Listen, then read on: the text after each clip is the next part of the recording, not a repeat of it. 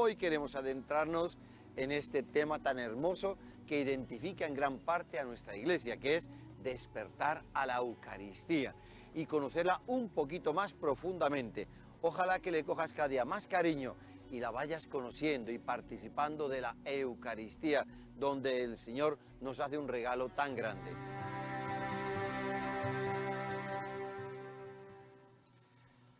Como dice la canción, tú me das la fuerza, Señor. Tú me das la fuerza para ser instrumento tuyo.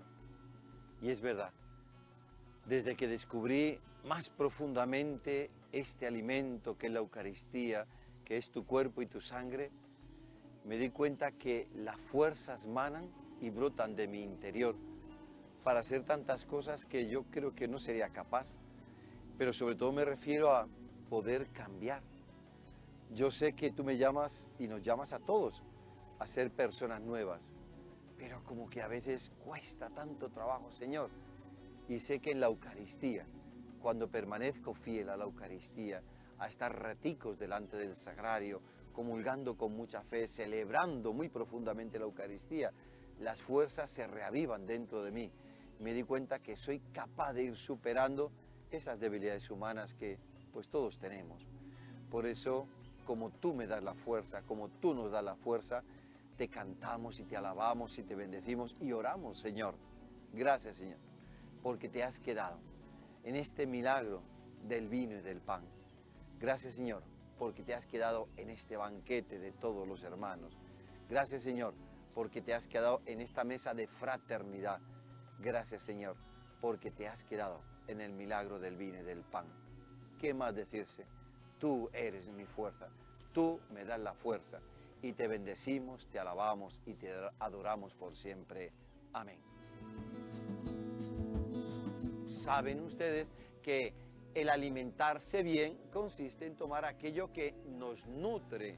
Alimentarse bien es aquello que nos permite ingerir todos los elementos que nos ayudan a desarrollarnos pues en nuestro ser físico, intelectual, también en el espiritual. La pregunta está, oiga, ¿y qué más debo hacer para vivir? ¿Qué más debo hacer para tener vida? Pero que no solamente sea esta vida que es pasajera, esta vida que es caduca. O pensamos como el necio, el tonto en la Biblia, que dice, comamos, bebamos y disfrutemos mientras podamos, que mañana moriremos. Creemos que podemos vivir más, sabemos que podemos vivir más, pero necesitamos un alimento que sea distinto, un alimento que sea espiritual, un alimento que nos lleve pues a transformar todo lo que hay en nuestro interior y que nos lleve más allá. Ofertas son muchas. Hay ofertas filosóficas, hay ofertas políticas, hay ofertas deportivas, hay muchas ofertas, pero es Jesús el que nos hace una gran oferta, diría la oferta para alimentarnos adecuadamente. Por eso ahora le damos la palabra al Señor nuestro Dios. Juan, capítulo 6, versículos 35 al 51 y 53 al 58.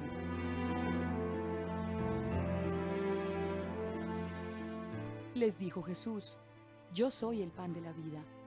El que venga a mí no tendrá hambre, y el que crea en mí no tendrá nunca sed. Yo soy el pan vivo bajado del cielo. Si uno come de este pan, vivirá para siempre. Y el pan que yo le voy a dar es mi carne por la vida del mundo. Jesús les dijo, en verdad os digo, si no coméis la carne del Hijo del Hombre y no bebéis su sangre, no tenéis vida en vosotros. El que come mi carne y bebe mi sangre tiene vida eterna, y yo le resucitaré el último día. Porque mi carne es verdadera comida y mi sangre verdadera bebida. El que come mi carne y bebe mi sangre permanece en mí y yo en él. Lo mismo que el Padre que vive me ha enviado, y yo vivo por el Padre. También el que me coma vivirá por mí. Este es el pan bajado del cielo, no como el que comieron vuestros padres y murieron. El que coma este pan vivirá para siempre. Palabra de Dios.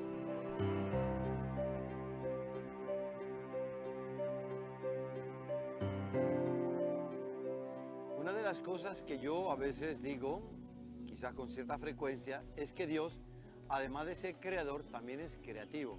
Evidente, creador desde la nada puede hacer lo que Él crea conveniente y necesario.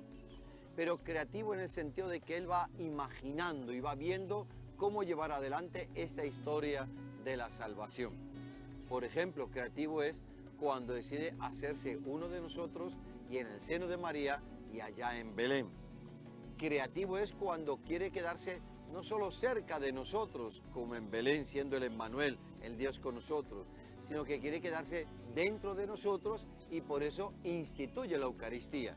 Con nuestras palabras podríamos decir que inventa la Eucaristía para quedarse dentro de nosotros. Así que Dios, creador, es creativo por puro amor. Y vemos que en el texto de hoy, el Evangelio de San Juan, en el capítulo 6, nos está diciendo: yo soy el pan de la vida, el que venga a mí no tendrá hambre, pan vivo, y quien coma de este pan vivirá para siempre, es mi carne para la vida del mundo. No tenéis vida en vosotros, el que come mi carne y bebe mi sangre, tiene vida eterna. Jesús coge los elementos básicos, elementales que hay en el pueblo de Israel. El pan como el alimento fundamental, el vino como el símbolo de la alegría, porque cuando se come en los países del Mediterráneo, en lugar de con los jugos de frutas, allí suelen comer con acompañamiento de vino. Ese vino que dilata las arterias, ese vino que alegra el corazón y ese vino que no hace falta que emborrache, porque como se está tomando con las comidas, se va digiriendo muy bien. Jesús lo va a coger como el símbolo del alimento fundamental, que es Dios y que es nuestra alegría. Dios que viene a ser parte de nosotros. Fíjate que cuando comemos algo, gracias a Dios, no nos transformamos en aquello que comemos.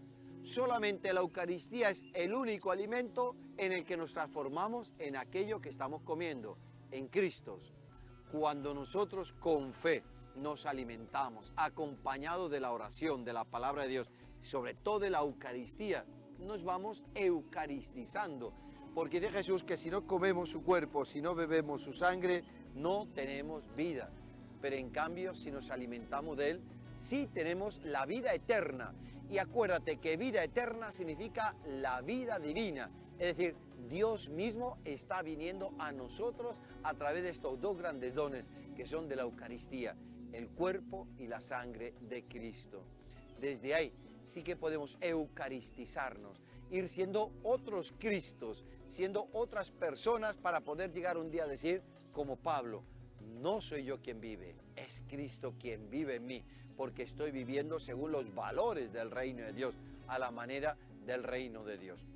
Es Cristo quien, eucaristizándonos en la Eucaristía a través de este sacramento, nos quiere llevar también a eucaristizar esta humanidad, a transformar este mundo, para que podamos formar ese mundo de hermanos, donde podamos vivir según los planes de Dios, esos planes de vida y salvación.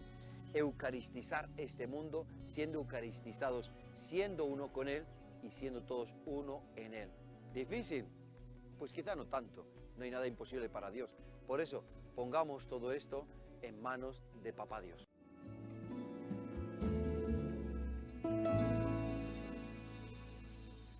El reto, el desafío, puede parecer difícil, y es a partir de la vivencia auténtica de la Eucaristía, llegar a ser otros Cristos. Y ese proceso de transformación en Jesús se llama eucaristización, como también se eucaristiza el vino y el pan. Y además, eucaristizados por Jesús, todos como iglesia, eucaristizar este mundo para que sea en el plan de Dios. ¿Difícil?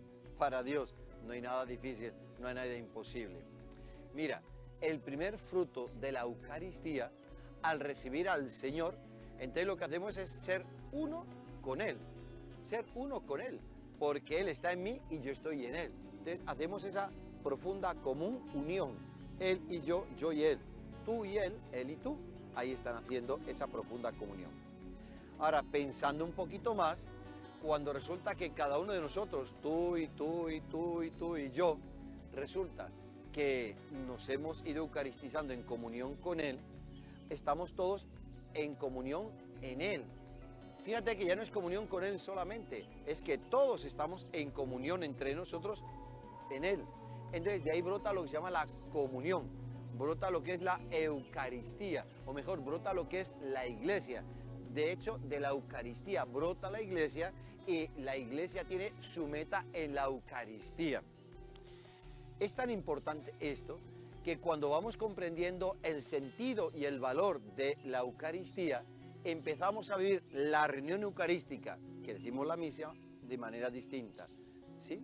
A veces las personas van a la misa y puede ser que llegan y están de cuerpo presente, con la mente ausente y el corazón indecente. ¿Cómo podrán ser eucaristizadas esas personas si su relación ya con la asamblea, con la palabra de Dios y con el misterio que se está celebrando realmente es una ausencia permanente? Puede haber personas que estén participando de la Eucaristía muchos años y que no haya ni mucha transformación.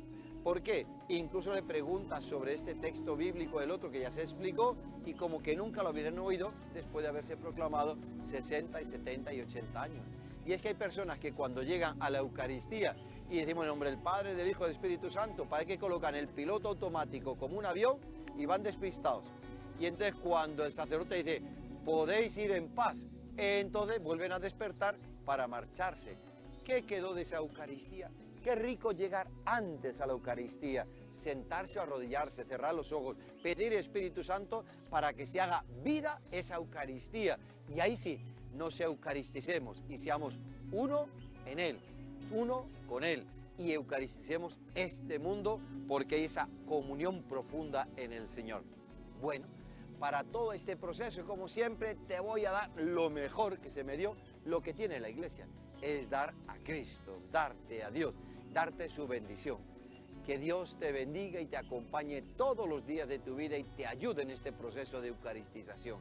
Te bendigo en el nombre del Padre, y del Hijo, y del Espíritu Santo. Amén. Que Jesús con José y María te acompañan todo el día.